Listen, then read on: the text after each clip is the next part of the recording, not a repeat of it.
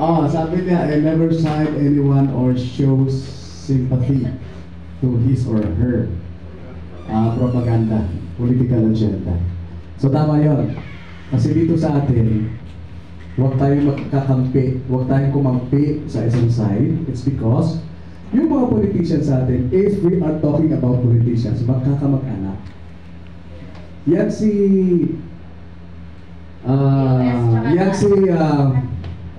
si Bruce, pati si Butch, halimbawa, sample lang ha, related din sila, magkamag-anak din sila, nagbabatuhan lang yun sila ng mga statements politically, pero personally, friendship sila. magkamag-anak sila, friendship sila. Nasobra pa sa friendship Oo, kasi bakit napansin nyo, nung mamatay si First Lady Bonga, isa sa nangunang nagbigay na kanya sympathy si Butch. Diba? Doon mo na makita na sila ay magkamag-anak. Ngayon, pag pumanig ka kay Butch, pumanig ka kay Bruce, at the end of the day, nanalo si Cynthia.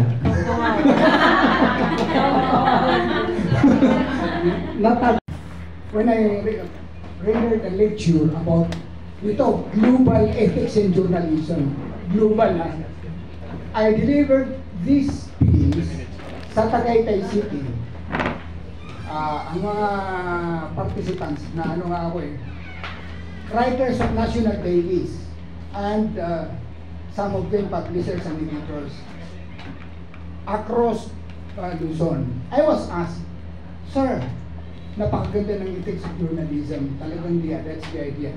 The question is, who will police?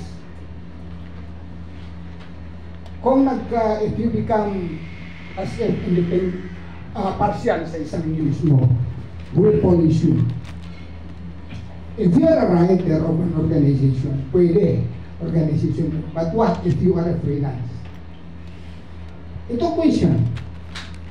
Ang sagot ko na lang sa kanila, the best talaga is self-editing, self-discipline. Self-discipline. Be mindful of God. Everything that you write, basta.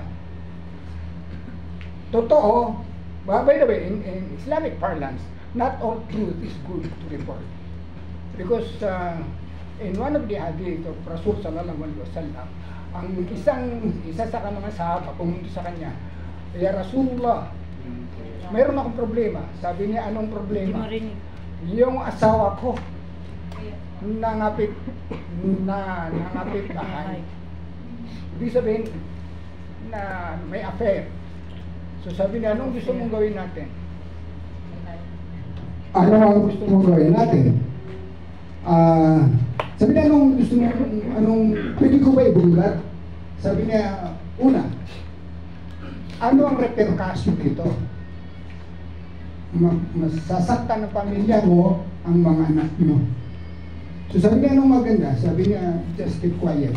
You know, if revealing the truth will harm eventually humanity, remember ang ethics natin sa humanity, do not. So meaning, kasi may sa ethics of journalism, do not suppress fact. Ako not all the time that you cannot suppress fact. You can suppress for as long as human. Now, sa impartiality, only Mongolian journalist is not impartial. Remember what is happening in Palestine? Look how the mainstream media, the Western media covered up everything. Pinalalabas ngayon yung inaagawan ng lupa, silang terorista. Yung nangagaw ng lupa, pumapatay ng mga silang ngayon ng hindi, yung nangangagaw, sila ngayon ng sinasabi na in defense. You see, now, you have to be partial for the truth. And what is the truth?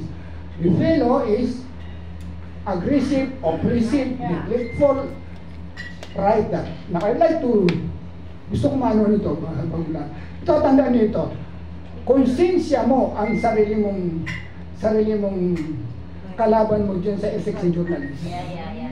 konsensya mo. Kasi, Kung may halimbawa, konsensya. in my case, I no longer write for Inquirer or Bulletin or only Philippine time, Philippine Muslim Today. Siya pwede niya akong sanction, hindi editor-in-chief and publisher, pwede. But what if I'm freelance, like blogger? Wala. Meta lang. I'm not covered. That's what, suspended. Pero the best talaga to discipline yourself, police yourself, is self-editing. Now, pointing to what? Please, in my post, I do not know who among you have read. Kanina, after praying ng Fajr, sinulat ko, why are the journals in Cotabato City not tackling the issue about blue-tick voters in Das Maguindanao del Sur? This is factual. Why are you not reporting this? Dahil ba troll kayo? And who would accuse me to be troll of Totok Moderato? I am in favor. Wallahi, if you do wrong, my friendship ends when the concern for majority, for humanity starts. I do not care, friend tayo. Ang arm, ito is imperfect. Ito gusto ko linawin to, mga kapatid, younger generations sa media. Ang arm ay bago. Ang any organization imperfect. Now, may mga imperfection sila. But yung nagsasabi, makita ko talaga, dumarami ng SUVs. I was asked many times, sir, ano ka, yung meaning, pag sumulat ka, bahala sinong matamaan. But hindi mo isulat ang corruption sa BARM. Then I challenge the bill. Sabi ko sa kanya, please pinpoint to me an agency and give me data. Wallahi, I will expose this. I am the executive deputy executive director ng BARM.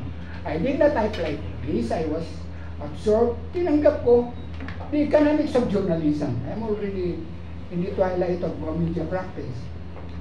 Now, if it happens na may anomalya sila, give me data. Wallahi, I will resign and I will expose that.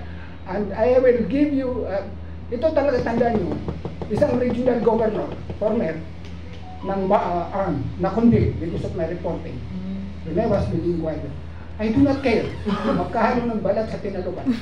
But hindi natin sulat yung Reuters. This is actually president sitting eh. We are here to report the truth, to help safeguard honest election. When there is nakalagay dyan, imagine mo, 33,996 voters, ang population 30,170, over 3,000. This is very, very glaring. Why can't you just write something about it, get the data from the other side? I've been provoking this. Anyway, pinapain, DWIC, sinit na namin si Chairman Garcia, may interview namin sa Muslim. People would say, because I am associated with Toto, he's a very good friend of mine. But nung ka na ma-influence niya ako, pag siya ay nang api, tapos ang aming pagkakaibigan. Yan ang sinasabi ko, partial ako for truth. Partial for truth. Friendship natin ends when the concern of the majority begins. Okay, now, yung nagsasabi, BARM, corruption, give me data. Give me data, name the person. Parang dakdak lang dahil ng dakdak. Ganun po ba? Sometimes I go out of the circle of the book just to be empathic about things. What is the thing? Always be ready when you die, because everything, justice will be rendered kung dito sa mundo, sa Hatikiyama. Impyerno ang bagsak natin. But please, mention this in your report. I am challenging you. Let us not allow BARM to be tainted with this cheating, because anybody who is elected out of cheating is haram. Anything that starts with haram will always end up haram. You cannot expect this fellow who cheated in the election to be doing good, honesty in public office. They will always be doing haram, haram, haram. Thank you. Sige na. Kasi yung start na, Sir Alim Cabal.